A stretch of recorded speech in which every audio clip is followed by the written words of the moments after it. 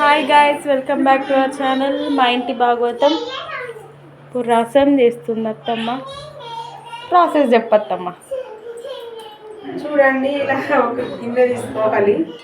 ఈ గిన్నెలో ఒక నిమ్మకాయ సైజ్ అంతా చింతపండు రసం అండి. ఇది తీసుకొని మనం దీన్ని చెయ్యి అడ్డుగా పెట్టుకొని ఏం పడకుండా వేసుకోవాలి. అందులో చిన్న 2 టమాటాలు అండి, ఇలా దాన్ని మెత్తగా చేసుకోవాలి.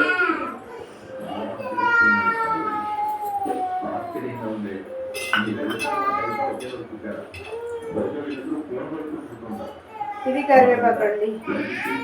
రసంలో కరివేపాకు, కొత్తిమీర. నేను ఇంట్లో తయారు చేసిన రసం పౌడర్తోనే రసం చేస్తానండి. చాలా బాగుంటుంది రసం. ధనియాలు, జీలకర్ర, మెంతులు అన్నీ ఇలా పౌడర్ లాగా చేసుకొని ఒక 2 స్పూన్లు ఈ రసంలో 2 స్పూన్లు వేస్తే సరిపోతుందండి. మనకు తగినన్ని వాటర్ వేసుకోవాలండి.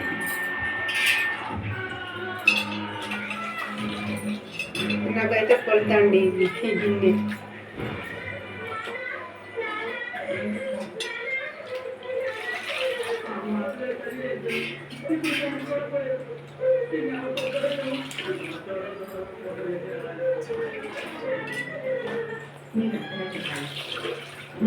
ఇలా దీనికి 2 వాటర్ వేసుకున్నానండి.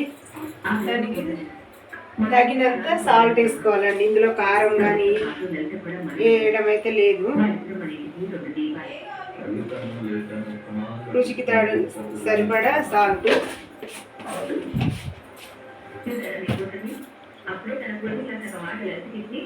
ఒక 1/2 స్పూను పసుపు అండి.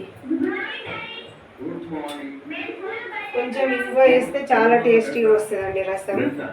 అయితే మేము ఇట్లనే చేసుకుంటాం, ఇంగువ వేసుకొని. దీంట్లో చాలా టేస్టీగా వస్తుంది రసం. ఓన్లీ రసం వేసుకొని వేడి వేడి అన్నంలో మొత్తం అన్నం అంతా తినేయచ్చండి.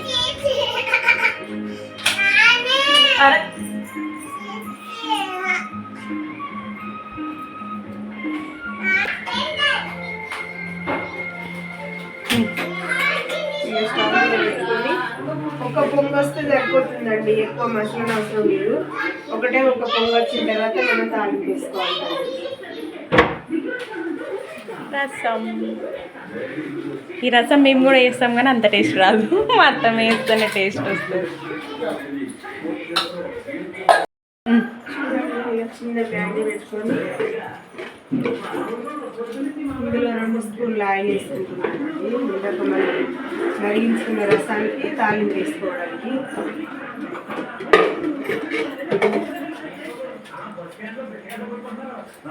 ఒక చిన్న స్పూన్ జీలకర్ర, ఒక చిన్న స్పూన్ ఆవాలు, 5-6 వెల్లుల్లి రెబ్బలు, ఇలా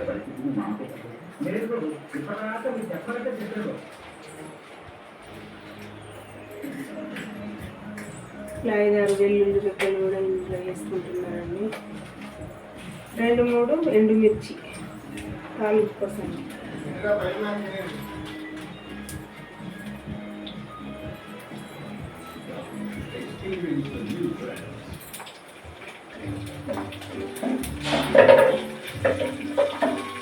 చూడండి, ఇలా చిరుపటాలు మంచిగా వేగిపోయిన తర్వాత తాలింపు వేసుకుంటే చాలా టేస్టీగా ఉంటుందండి, పచ్చివాసన అంతా పోయే వరకు.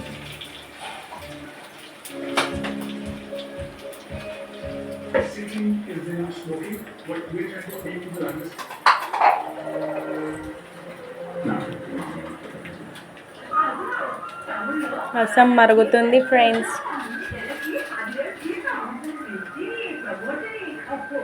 ఒక చిన్న చిక్కడు పసుపు అండి, కొంచెం పోపులో వేస్తే కొంచెం కలర్ఫుల్గా కనపడుతుంది. చిన్న చిక్కడు అంతా పసుపు వేసుకొని ఇలా పోపు రెడీ అయిపోయిందండి మనకు.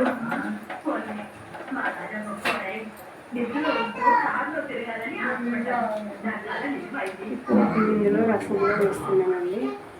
చాలా టేస్టీ అయిన రసం రెడీ అయిపోయిందండి. 5 నిమిషాలలో రెడీ అవుతుందండి, ఎక్కువ టైం కూడా పట్టదు దీనికి. చాలా టేస్టీగా ఉంటుంది. మా పిల్లలు అయితే రసంతోనే తినేస్తారు ఈ అన్నం. చాలా చాలా బాగుంటుంది అంటారండి రసం.